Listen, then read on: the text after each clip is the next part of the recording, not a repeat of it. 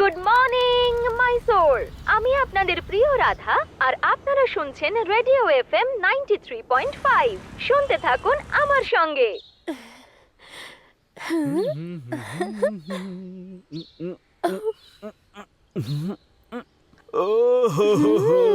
Lux সাবানের সুগন্ধ আসছে। এটা তুমি তাই তো? চিনতে পেরেছি। আসো আসো আসো। হ্যাঁ, ঘষো ঘষো ঘষো। তোমার পিঠে হাত আর দিয়ে একটু মনে জোরে। হচ্ছে যেন হ্যাঁ। আমি ময়দা মাখছি। এই, কালকে তো গমের আটার কথা বলছিলে। আর কত আটা চেঞ্জ করবে? যতবারই হাত দিই ততবারই অন্যরকম মনে হয় ও, গো। টিপে টিপে বর্ষার জল জলে আগুন আরে। লাগিয়ে দেব। আগুন আমার মনে লেগেছে আর তোমার মনে আরে। আগুন এসেছে। ঠিক আছে, অনেক হয়ে গেছে। হুম, সিচুয়েশনের হিসেব মতো একদম সঠিক গান। হুম, যদি ক্যারেক্টারে ঠিক মতো ফিট না হয় তাহলে ভেবে নিও তুমি জিতে গেছো। হুম। না হলে ঠিক করে গান আরে। গাইতে দাও না আমাকে। সরে যাও তুমি।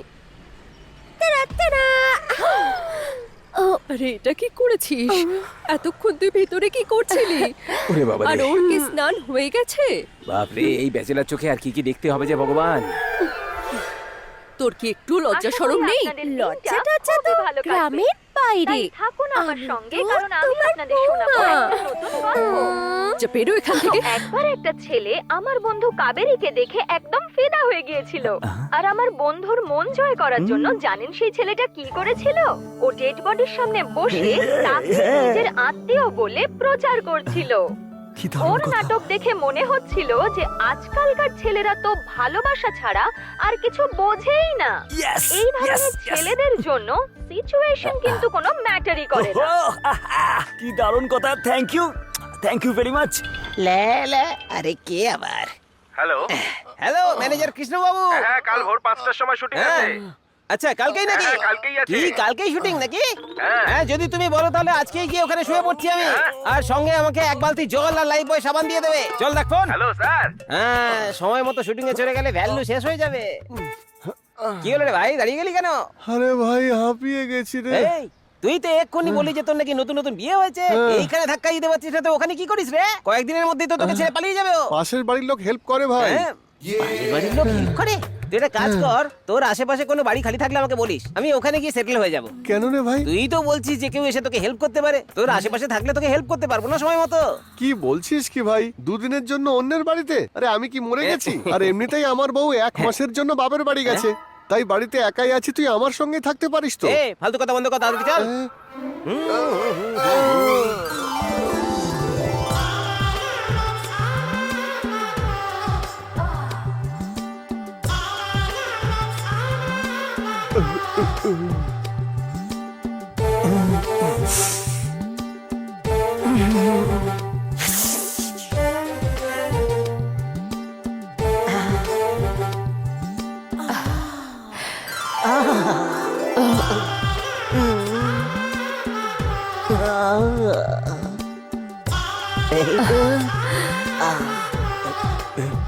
এই চিক্কা চিক্কা চিক্কা, এই চিক্কা। শোন, মেয়ে আর মদ নিয়ে কখনো তাড়াহুড়ো করতে নেই। ঠিক যেমন মদকে অল্প অল্প আর ধীরে ধীরে খাওয়া হয়, সেইভাবেই মেয়েদের আস্তে আস্তে প্রেমের জালে ফাঁসা। আরে ও যে কোনো জেসে মেয়ে নয়, ও হলো চান্নি দাদার বউ। এই, এটা ওর বউ নয়, এটা ওর গার্লফ্রেন্ড। তুই সত্যি বলছিস নাকি? শুটিং এ পর পর 24টা টেক নেওয়ার পরেও ডিরেক্টর আমাকে গালি দেয়নি, কিন্তু এই জেন্নি আমাকে কোনো গালি দিতে বাকি রাখেনি। একে তো আমি পরের জন্মেও ছাড়বো না। পরের জন্মে আমি একে চাবুক মারবো।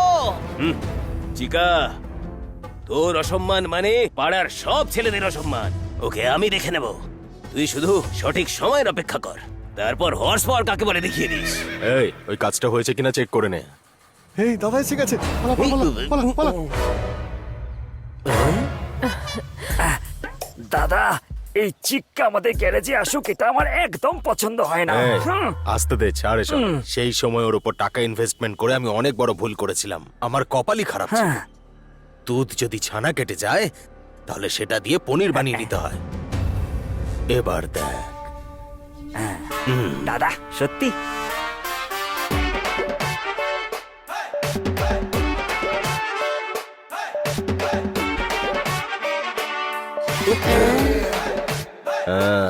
কি ব্যাপার চিক্কা, এখানে কি করতে এসেছিস?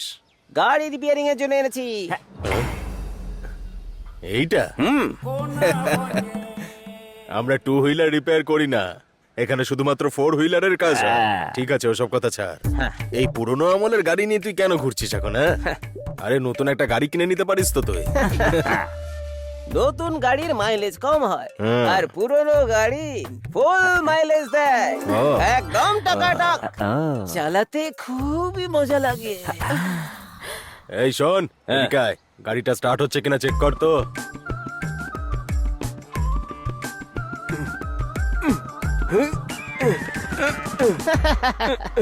এটা পুরনো গাড়ি তাই না, এত ইজিলি স্টার্ট হবে না। হ্যাঁ। একবার এদিকে হেলিয়ে তারপর ওদিকে হেলিয়ে কিক মারলে তবেই চলবে। দাদা এতটা রিস্ক নিও না, ও খুব ডেঞ্জারাস লোক। আরে, ওকে ফেরত পাঠিয়ে দাও। আমাদের গ্যারেজে যত ছোটখাটো কাস্টমারই আসুক না কেন, যাওয়ার সময় সে যেন সন্তুষ্ট হয়ে যায়। আসলে আমাদের রেটটা একটু বেশি। এই যা। যা খুলবে আর যা ঢোকাবে সব আবার সামনেই হতে হবে। এই, কি বলছিস? খুলবি ঢোকাবি মানেটা কি? নাট বলছে না আর কি। এই চিক্কা, এই গাড়িটা ঠিক করতে আমাদের 2 দিন সময় লাগবে।